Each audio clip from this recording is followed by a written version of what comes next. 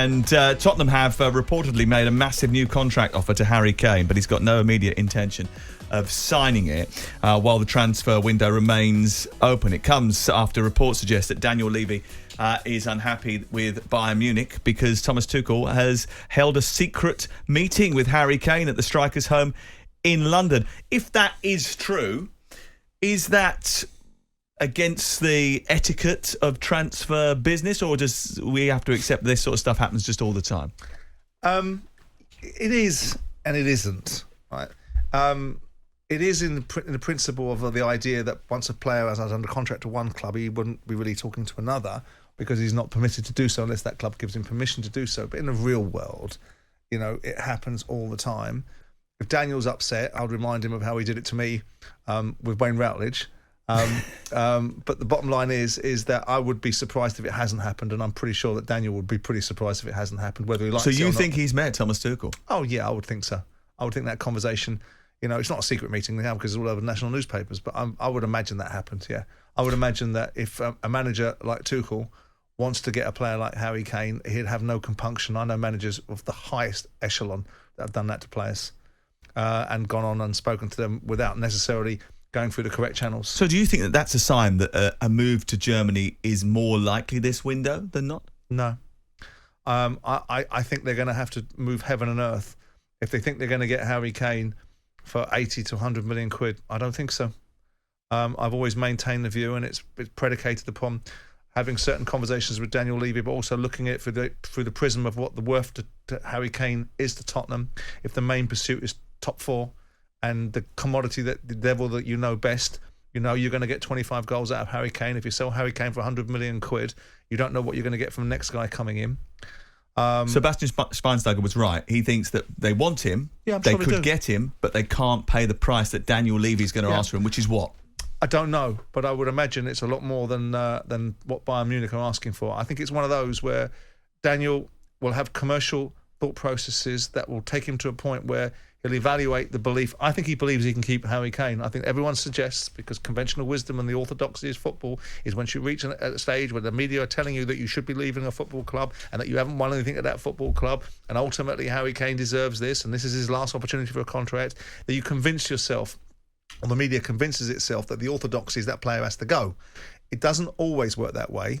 And I think there's a distinct belief in Daniel's mind that he will get him to stay. But even if he doesn't get him onto a new contract, I think someone's going to have to write checks out well exceeding 100 million quid, well exceeding it.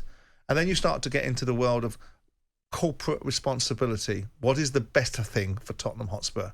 What is the really better thing? If you can get £150 million for a player that's out of contract at the end of that season, and you can utilise it to invest in the side at the same time as, provide an opportunity, even if you don't get in the top four, to give yourself the opportunity to keep pushing forward.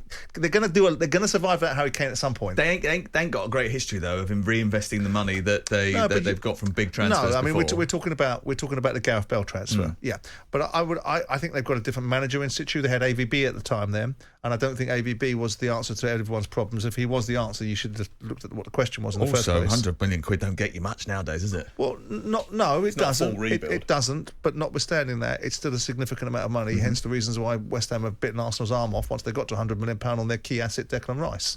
So it's all relative, isn't it?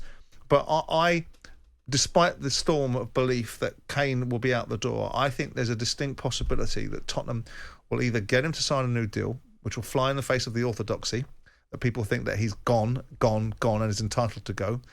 And if they don't, they'll either get some absurd offer that even Daniel, in his most obtuse mood, would be reluctant to turn down, or they'll take the view that Harry Kane's got risk attached to himself, which is, Harry, we're going to offer you a contract, we'll make you even more wealthier than you already are, we'll take you above the 250 that you're currently on a weekly basis and pay you even more. Or you can take the risk, you get yourself in a situation where you get injured next year and all of a sudden contractual options for you aren't quite as varied. So we're in July now, right? He can sign a pre-contract agreement with Bayern Munich on the 1st of January. Yeah.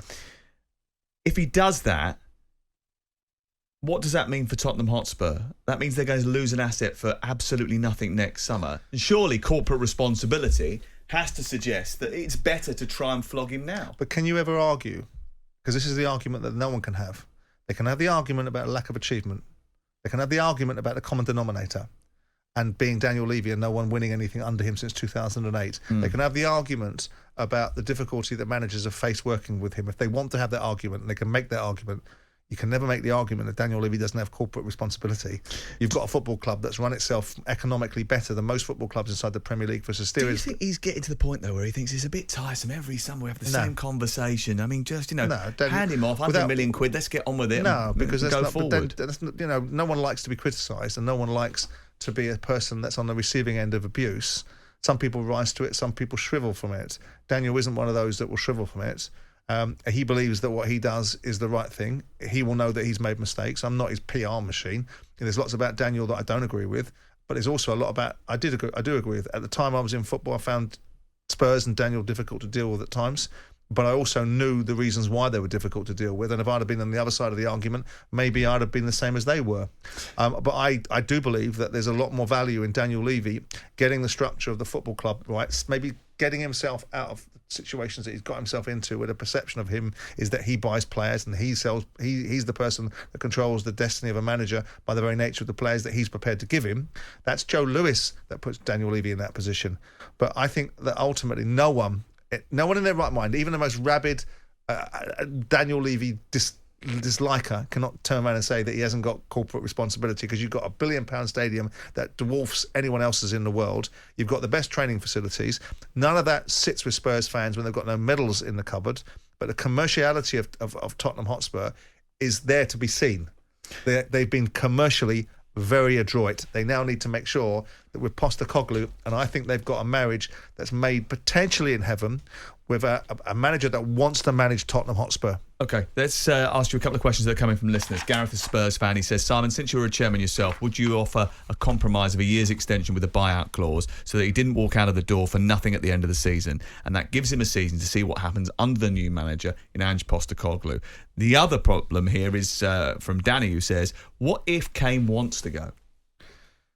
Well, fine, but the fact of the matter is that is he the sort of player that Kane may well want to go, but Kane is also not silly, irrespective of wheeling in his brother to try and do a deal last year that he wasn't capable of doing.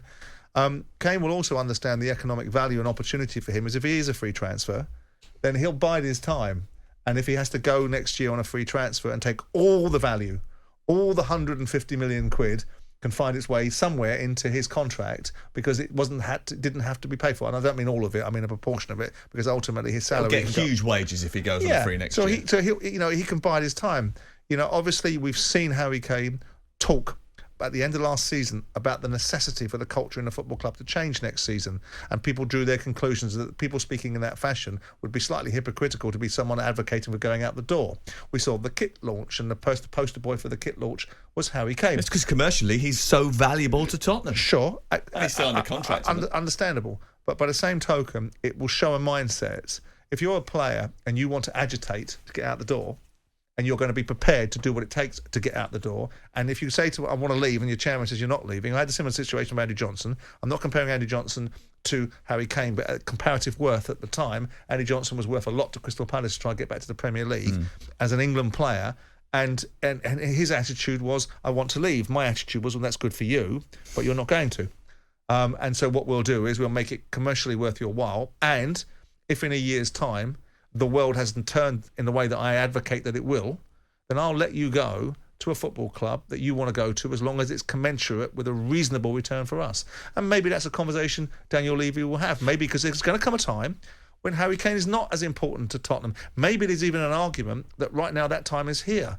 I mean, no one's going to throw Harry Kane out the door on his 25, 28, 29, 30 goals a season, but Postecoglou's style of play and the necessity for Tottenham to be a pressing side with high tempo may not be something that Harry Kane sits in. So there's a whole raft of things in there. But right now, I do not believe that Daniel Levy is sitting there sweating or blinking. Okay, very quickly before we've got to go to the news, but I'll ask you this question. If you were Harry Kane's agent, what would you be telling him to do?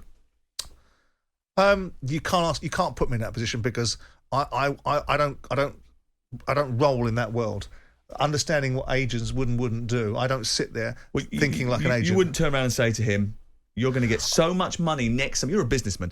You wouldn't get so much money next summer if you go on a free transfer. Sit tight. Depends where my motive. If I'm the usual divisive, wretched, vile, disreputable agents that exist, there's a lot of good ones as well. Well, you point them out to me because they're few and far between. You can name them probably on one hand. If I were an agent that were looking after myself, I would be banging the drum as much as I possibly could to get him out the door because I would be wanting to get my return. If I was an agent that was factoring in everything that made Harry Kane, whether it's his family situation, the children's situation, where he wants to live, what he looks like in his career, not what the media tell him he should think, what he really should think and what he really wants. And if he really does believe that Tottenham Hotspur and the necessity of getting the goal-scoring record for the top goal-scorer in English football are part and parcel of his thinking, does it upset him by making a move over to Germany in preparation for the European... I would get the whole picture, I'd want to be paid for it, and I'd go and get him a new deal with Tottenham Hotspur if that's what he wanted. And if he didn't want that, because my job as an agent is to get him what he wants, I'd want him not to be told what he wants, I'd want him to tell me what he wants, and then I would try and find a way to get him what he wanted. Jim White and Simon Jordan. Monday to Friday mornings from 10 on AM, on DAB, via the talkSPORT app and on your smart speaker. talkSPORT.